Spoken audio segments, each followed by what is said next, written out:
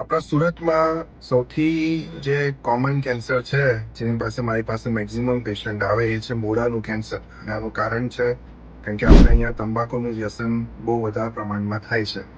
મોઢાના આપણને કોઈ બી ભાગમાં કેન્સર થઈ શકે, જેમ કે હોઠમાં, જીભમાં, જબડામાં, તાલુમાં, ગાલની ચામડીમાં, આ બધી જ જગ્યાએ કેન્સર થઈ શકે.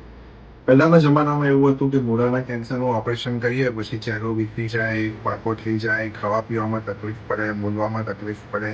પણ હવેના ઓપરેશનમાં એવું બિલકુલ થતું નથી, કારણ કે હવે આપણે ઓલમોસ્ટ દરેક કેસમાં આપણે પ્લાસ્ટિક સર્જરી કરતા હોઈએ. એ પ્લાસ્ટિક સર્જરીમાં આપણા શરીરનો જ ભાગથી પ્લાસ્ટિક સર્જન આપણને મોઢું પાછું એવું સેમ બનાવી આપે. આપણું જો જબડું કાઢ્યું હોય તો જબડું પાછું બનાવી આપે, જીભનો ભાગ કાઢ્યો હોય તો જીભ પાછી સેમ બનાવી આપે, જેનાથી આપણને ખાવા પીવાનું, બોલવા કરવાનું એકદમ સારું રહે ઓપરેશન પછી. અને આપણો ચહેરો બી ના બગડે.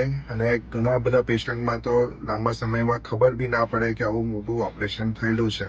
એટલે જો આપણને મોઢાના કેન્સરથી હોય તો આપણે ઓપરેશનથી ગભરાવું નહીં, અને ઓપરેશન પ્લાસ્ટિક સર્જરી જોડે જ કરાવો.